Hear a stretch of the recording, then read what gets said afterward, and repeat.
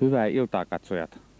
Tänään kansallisena veteraanipäivänä näemme ohjelman Kauhajoen veteraanitalolta.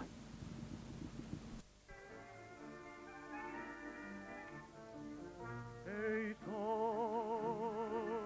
kevät kuulonen, häipy pois kesä kaunoinen. Mielen tuo kevään unelman, minut vie Luokosken valkean. Käy aatos luoksesi näin, mien loppaa ystäväin.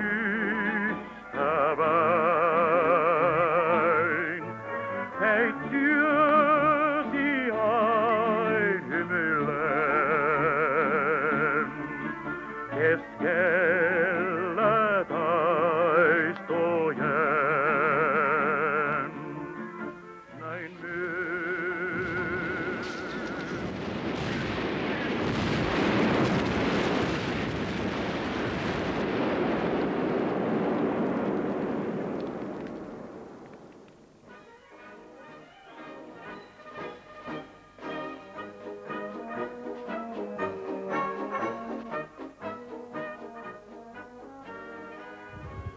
Tämä on asehuone ja tämä on tämän talon parhaiten vartioitu. Täällä on venäläinen sotilas, suomalainen sotilas, saksalainen sotilas ja tässä keskellä on nyt tällainen vanha veteraani.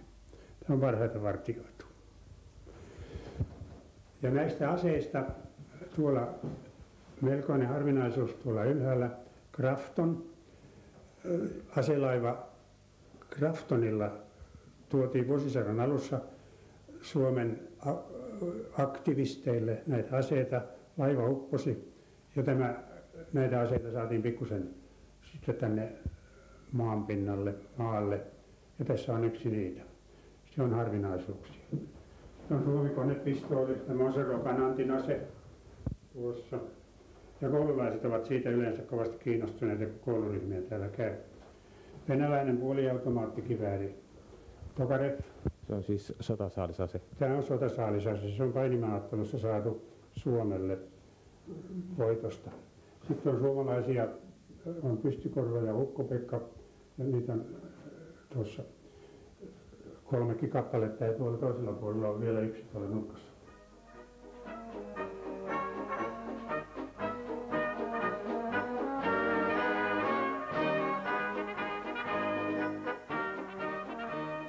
Me olemme täällä alakerrassa, tällaisessa huoneessa, missä on paljon karttoja. Mikäs huone tämä nyt on? Tämä on tavallaan karttahuone. Tässä on talon ja jatkosodan aikuiset taistelupaikat merkittynä karttoihin. Ja sitten tähän huoneeseen liittyy myöskin nämä ilmavoimain osasto. Kuuluttiin tykistöön ja meidän 19. divisioona, jonka kuuluu siis Kauhajoen patteristokin muun muassa ja jalka 58 ja 16, lähtivät täältä Seinäjoelta rautateitse ja meidät vietiin tänne Kannakselle. Purettiin Putikossa sellainen paikka, pysäkki ja vietiin tänne, joka näkyy sitten täällä vasemmalla olevassa kartassa Kiteelle, jossa oli meidän varsinainen tuliasemien varustautuminen ja sieltä hyökkäykseen lähtö. Ja sitten tästä mentiin edelleen Sortavalaan, jossa oli Rautalahden motti tehtiin sinne ja tässä Kauhajoki otti osaa myöskin tämän purkuun. Ja tästä sitten edelleen mentiin Kaalamon kautta, Valkealammet, Ilmakosket, Latvasyrjät kovien taistelujen kautta tänne edelleen tänne Kaukolaan ja siitä. Täällä jo oli kova vauhti päällä, naapuri meni niin kovalla vauhdilla, että meillä oli täystyö pysyä perässä. Ja tästä paineltiin vanhan rajan tuntumaan tänne Suur-Kaljalaan Rajajoelle, Vaskisavottaan, jossa tuossa paikassa sitten Kauhajoen ja Ilvajoen patteriston miehet jaettiin kahtia sillä tavalla, että ne vanhat 11 syntyneet tästä vanhemmat jäi tänne Rajajoelle, Vammelsuun lähelle ja me nuoremmat sitten siitä lähdimme marssimaan tätä rataa tänne Inkerinmaalle. Tämä on Inkerinmaa tänne Lempaalajärven pohjoispuolelle, jossa me sitten oltiin asemasodan vaiheen lähes 3 vuotta tällä kohtaa näin. Tossa. No kun me oltiin siellä, niin kuin mä kerroin tuolla jatkosodan aikana, kun muutettiin sinne Inkerinmaalle, niin siellä oli meidän sotapesä nimeltä Inkerin pirtti, koska se kuvasi hyvin sitä aluetta ja tätä hoiti meidän sotilaskotisisaret. Ei soi kevät kuulonen, häipy pois kesä kaunoinen. Mielen tuo kevään unelman, minut vie Luokosken valkeaan. Nämä oli lottokanttiini tämmöinen juuri. Ja nämä oli sellaisella sopivalla etäisyydellä siitä etulinjasta. Tuollainen 4, ehkä 5 kilometriä turvallisuussyistä. Ja vapaa-aikana voi sitten sieltä etulinjasta myöskin kävellä tänne kaveria tapaamaan, hakemaan postikortteja, kirjoituspaperia, että sai heilolle kirjoittaa. Juomaan kuvin korviketta, kahvia ei siihen aikaan ollut. Ja sitten jotain virvoitusjuomia. Kuuntelemaan radiota ja katselemaan nättiä lottotyttöä. Monitus ja kanslia lottina ja myöskin kanttiinilottina ja varuslottina. Siellä oli pesulat ja varuskorjaamot esimerkiksi siihen divisioonan alueella, jossa minä olin ennen ilmavoimien siirtymistä. Siellä oli lottia ja oli siellä myöskin työvelvollisia, mutta pääasiallisesti lottia täysin vapaaehtoisena. Ja heille kuuluu ja he ovat saaneet myöskin tämän rintamatunnuksen sitten, kun ne ovat olleet näissä yksiköissä mukana siellä.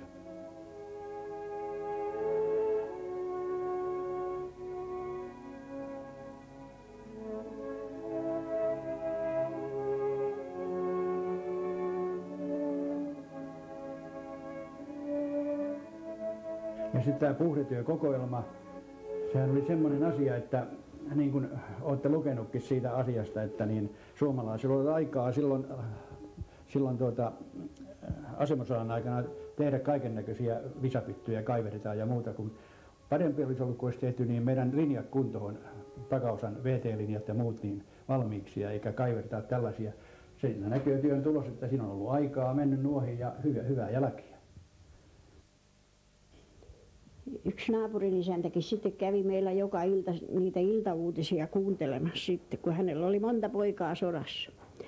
Ja siihen aikaan sitten se sota-aikana oli sellainen mukava tapa tällä radiolähettimillä, jotta jos joku oli saanut täällä lapsen, niin se ilmoitettiin sitten sieltä radiosta, että nyt on sotamies ja se saanut pojan ja sillä lailla. Ja sattui sitten kerrankin, että se isäntä istuu meillä ja hän kyllä tiesi, että se poika oli syntynyt, mutta ei tiennyt sitä, että se tulee radiosta. Ja se tuli sitten siellä radiosta, että nyt on tämä sotamies saanut pojan täällä ja se olikin ensimmäinen tämä Taisto-niminen poika hänellä.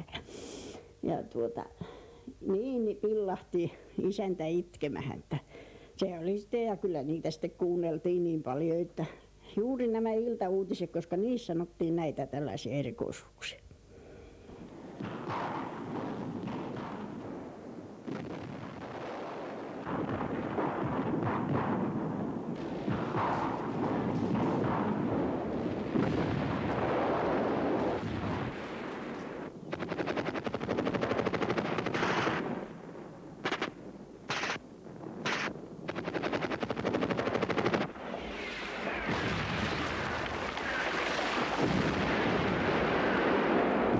Matka jatkui sitten eteenpäin. Sitten kun alkoi tämä suurhyökkäys, niin me olimme täällä, Valkjärvi oli vallattu, joku me olimme vielä täällä linjassa. Ja tästä lähdettiin sitten tänne Raudun kautta.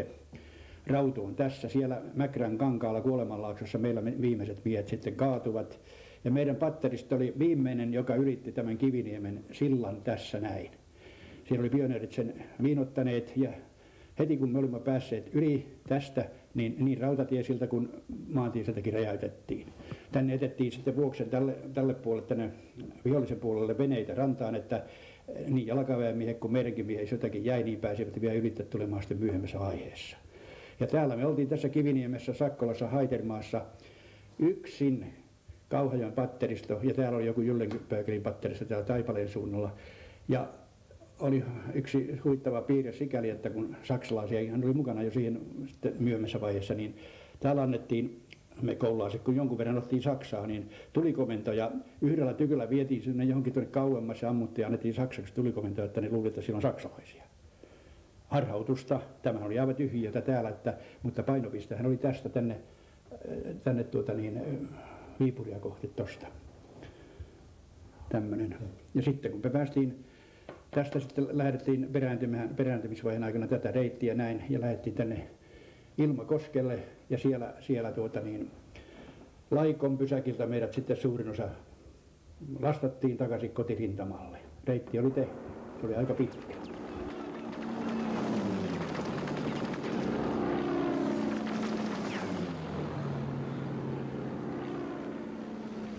Oliko talvisodan aikana vielä lainkaan lentotoimintaa suomalaisilla?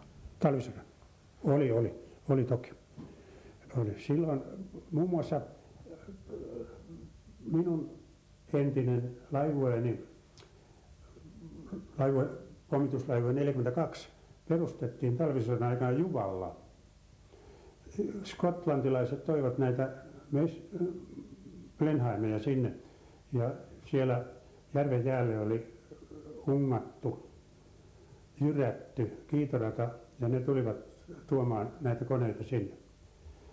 Meillä oli lentotoimintaa silloinkin, mutta silloin ei ollut näitä Mersuja, mutta Blenheimeillä jo lennettiin sitten muutamia sotalentoja, muun muassa Laivue 42. Meitä oli ilmavoimissa aktiivipalveluksessa olevia miehiä ja reserviläisiä, oli hävittäjälentäjinä, oli pommikoneen ohjaajina, tiedustelukoneiden ohjaajina, pommikoneen tähystäjinä ja myöskin pommikoneessa KK-ampujina. Toistakymmentä miestä, joista tällä hetkellä elossa on kuusi meitä on elossa. Minkälaisia konetyyppejä oli alla? Näillä hävittäjälentäjillä oli sussuksi sanottiin, se oli Kurtis. Oli Brewster, oli sitten myöhemmin tämä Messerschmitt 109. Se oli niistä paras kone. Pommikoneena oli Blenheimit, JK:t ja sitten venäläisiltä sotasaalina saatuja PE2, DP ja SP. Tiedustelulentäjät lentelivät pääasiallisesti Fokkereilla. Niin, te olitte itse myöskin tosiaan näissä lentohommissa mukana, ja mikä teillä olisi tämmöinen henkilökohtainen sotamuisto näiltä vuosilta? Minähän olin jalkaväessä aluksi, mutta kun Syvärillä oli luteita niin paljon, niin minä rokin jälkeen hakeuduin tähystäjäkurssille Kauhavalle ja oli sitten loppuvaiheen 43 keväästä lähtien ilmavoimissa pommikoneessa tähystäjänä. Lentelin Blenheimilla molemmilla tyypeillä, tällä lyhytnokalla ja sitten tällä pitkänokalla. Tässä on PL-198, se oli kapteeni Aimo Huhtalan nimikkokone, mutta tämän koneen viimeisellä lennolla Lapinsodassa 2. päivä lokakuuta 1944 oli ohjaajana kapteeni Salo ja minä olin täystäjänä ja KK-ampujana oli kersantti Poutiainen ja saksalaiset ampuivat tämän koneen tuleen ja me sieltä hypimme sitten laskuvarjolla ja teimme sellaisia pieniä ekskursioita sen jälkeen sitten kuka minnekin. Ohjaaja pääsi omalle puolelle. Poutiainen ja minä jouduimme vangiksi sitten siellä Ranuan korvessa.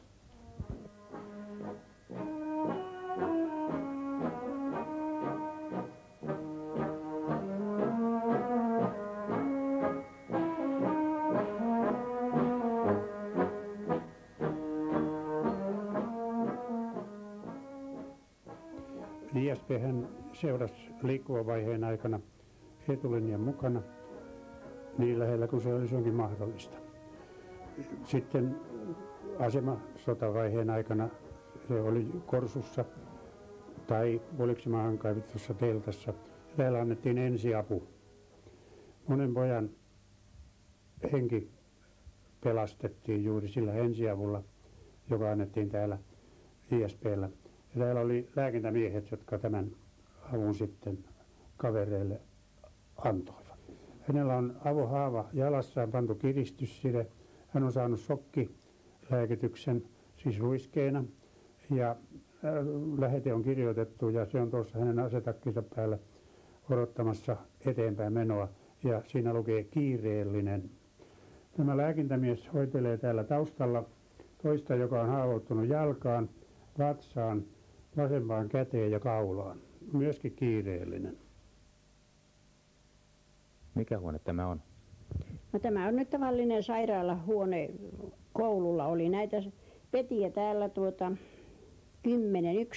10-11 tavallisessa luokkahuoneessa. Tässä nyt on 2, koska tämä on pieni miesten huone vanhastaan. Ja siellä oli 2 riviä, jossa oli 8 ja 2 sänkyä oli seinustalla ja 1 sänky sitten opettajan pöydän paikalla. Onko jäänyt mitään semmoista mieleenpainutta tapausta, minkä voisi tässä kertoa tältä ajalta, kun te olitte täällä sotasairaalassa töissä? Onhan sen useampiakin ainakin. Minä nyt muistan sen ensimmäisen potilaan, joka kuoli, jonka minä näin. Ja varmasti on niin, että jos ihminen näkee ensimmäisen ihmisen kuolevan oikein läheltä, niin kyllä se jää muistiin. Niin kuin kaikki muukin sellaiset asiat, mitä on yhden kerran nähnyt, niin se ensimmäinen kerta jää. Tällä oli se verenvuoto ja siitä asti minä olen tiennyt sitten sen, että jos verta vuotaa paljon ihmisestä, niin silloin on loppu lähellä. Tämä oli nuori mies ja oli tuolta Hausjärveltä kotoisin ja en ymmärtänyt silloin, koska en tuntenut kuoleman merkkiä niin kuin tunnen ne nyt, niin en ymmärtänyt ollenkaan sitä, että tässä on niin tosi kysymyksessä. Ja kun minkäänmoista eristystä ei ollut, niin pantiin semmoinen sermi siihen, kun se potilas oli siinä ovipielessä. Ja oli jo ilmoitettu Hausjärvelle kotia ja sieltä tuli vanha isä valkopäinen sitten. Tämä oli hänen nuorimpansa sellainen iltatähti, joka oli syntynyt myöhemmin ja jota oli tarkoitettu kotiin jääväksi. Se oli maatalouspaikka. Toiset lapset oli viroissa ja hommissa ja minä muistan sen, kun minä siinä käytävällä sen oven vieressä erittelin näitä siteitä ja kerin niitä siinä, niin kun oli pyykki tullut. Niin apulaislääkäri tuli sitten siihen ja kävi siellä ja tuli tämä potilas siihen ja rupesi kyselemään sitten, koska minä satun olla siinä paikalla lähellä, niin tietysti hän kysyi multa sitten, että missä sellainen potilas on. Ja kun siihen tuli se lääkärikin, ne keskusteli ja minä kuulin sitten, kuinka tämä lääkäri sanoi, että mitä ei ole tehtävissä, että on verenhukka niin suuri. Eikä ollut sitten edes verta, mistä olisi saanut sitä. Ja se isä istui siihen tuolille, pantiin tuoli siihen sermin sivuun ja otti kuulkaa sen potilaan kädet käsinsä väliin ja yritti puhua vähän, mutta ei jaksanut enää puhua se potilas.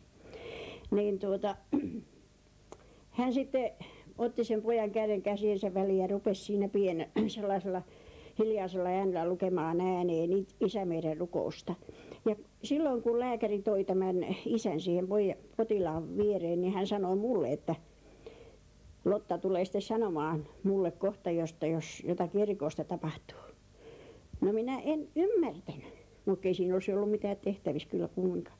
Minä katselin vain sitä ja aivan niin kuin horrossa, kun se isä rukoili siinä. Ja sitten se potilas, yhtäkkiä se kouristus tuli siihen, se kuoleman kouristus nousi niin tämä rintalasta ylös ja sitten silmä katsoo tänne taaksepäin. Ja isä huomasi heti, että nyt poika kuoli ja pani päänsä siihen potilaan rinnalle ja alkoi itkeä. Ja silloin minä vasta muistin, että lääkäri sanoi, että nyt olisi pitänyt mennä. Minä lähdin laukkaamaan sinne käytäville, että mistä mä löydän sitten sen lääkäri. Tulikin sitten siitä ykkösestä kohta vastaan. Ja minä sitten silmäpöllämästyksistä menin sanomaan, että nyt se taisi se potilas kuolla. Niin se näki sitten tietysti tämä lääkäriltä, tuossa on nyt tuolla ottaa aivapöllämästyksissä, että se, niin hän taputti ohi menemään olkapäälle ja sanoi sellaista, sattuu Lotta, rauhoittuu nyt. Ja mä muistan, kun minä otin siihen käytävän naulakon nuppiin kiinni. Ja itkin sitä vasenta käsistä varttani vasten, kun se tuntuu niin kauhealta, kun nuoren miehen piti kuolla siihen. Ja sen vanhempienkin takia ja kaikkien niiden haavoittuneiden ja sotilaiden takia ja koko kurjan sodan takia, niin se tuntuu niin kauhealta.